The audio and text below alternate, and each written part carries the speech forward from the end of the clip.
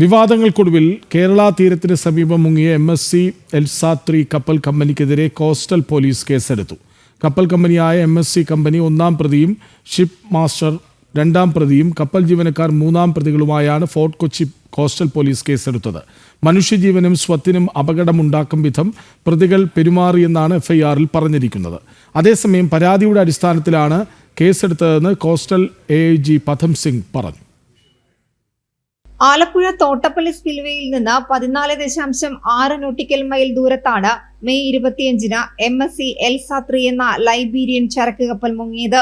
കപ്പലിലെ കണ്ടെയ്നറുകളിൽ എളുപ്പത്തിൽ തീപിടിക്കാൻ സാധ്യതയുള്ള ചരക്കുകളും സ്ഫോടക വസ്തുക്കളും ഉണ്ടെന്നിരിക്കെ പ്രതികൾ മനുഷ്യജീവനും സ്വത്തിനും അപകടമുണ്ടാക്കുന്ന വിധം ഉദാസീനമായാണ് കപ്പൽ കൈകാര്യം ചെയ്തതെന്ന് FIR-ൽ പറയുന്നു. കേസിൽ കപ്പൽ കമ്പനിയായ MSC 1-ാം പ്രതിയും ഷിപ്പ് മാസ്റ്റർ 2-ാം പ്രതിയും കപ്പൽ ജീവനക്കാർ 3-ാം പ്രതികളുമാണ്.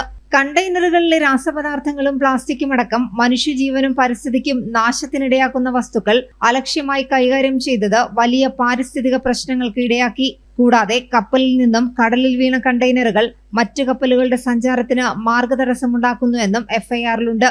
ആലപ്പുഴ നീർക്കുന്നം സ്വദേശിയും മത്സ്യത്തൊഴിലാളിയുമായ C. ഷാംജി നൽകിയ പരാതിയിലാണ് കേസ്. അതേസമയം നിയമോപദേശത്തിന്റെ അടിസ്ഥാനത്തിലല്ല, പരാതിയുടെ അടിസ്ഥാനത്തിലാണ് കേസെടുത്തതെന്ന് കോസ്റ്റൽ AIG പഥം സിംഗ് പറഞ്ഞു. കേസിൽ ജാമ്യം ലഭിക്കാവുന്ന വകുപ്പുകളാണ് ചുമത്തിയിട്ടുള്ളത്. പരാതി കിട്ടിയതിനു ശേഷം നമുക്ക് വേഗം തന്നെ കേസ് രജിസ്റ്റർ ചെയ്തിട്ടുണ്ട്. മുൻപൂർവ്വ ആക്സിഡന്റ് ഉള്ള പരാതി അങ്ങനെ ഉണ്ടായിരുന്നു. പക്ഷേ ആക്സിഡന്റ് അത് 12 നോട്ടിക്കൽ മൈലിലേക്ക് ബിയോണ്ട് ആയത് കൊണ്ട് നമ്മുടെ ഡയറക്റ്റ് ജുറിഡിക്ഷൻ അവിടെ ഇല്ല. ആൻഡ് ആക്സിഡന്റ് ആണെങ്കിൽ coast guard has to respond. അത് റെസ്പോണ്ട് ചെയ്തു. നമ്മുടെ ആക്സിഡന്റ് ആണെങ്കിൽ നമുക്ക് എന്തെങ്കിലും കേസ് എടുക്കാൻ പറ്റില്ല. പക്ഷേ IPC ഒഫൻസ് അല്ലെങ്കിൽ കോഗ്നിറ്റീവ് ഒഫൻസ് അല്ലെങ്കിൽ ക്രിമിനൽ ഒഫൻസ് ആണെങ്കിൽ നമുക്ക് കേസ് എടുക്കാൻ പറ്റും. ക്രിമിനൽ കേസ് എന്തെങ്കിലും ഉണ്ടോ അങ്ങനെ ഇൻഫോർമേഷൻ ഉണ്ടായിരുന്നില്ല. There is a substance of criminal offence like negligence, so we have taken the case.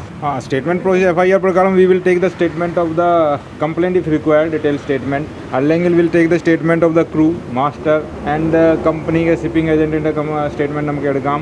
And ബാക്കി കമ്പനിക്ക് ഷിപ്പിംഗ് ഏജന്റിനോട് സംസാരിച്ചിട്ട് ബാക്കിയുള്ള സ്റ്റേറ്റ്മെന്റ് നമുക്ക് എടുക്കാൻ പോകും. കപ്പൽ കമ്പനിക്കെതിരെ കേസ് വേണ്ടെന്നും ഇൻഷുറൻസ് കമ്പനിയിൽ നിന്ന് പരമാവധി നഷ്ടപരിഹാരം വാങ്ങാമെന്നുമായിരുന്നു സംസ്ഥാന സർക്കാർ നിലപാട്.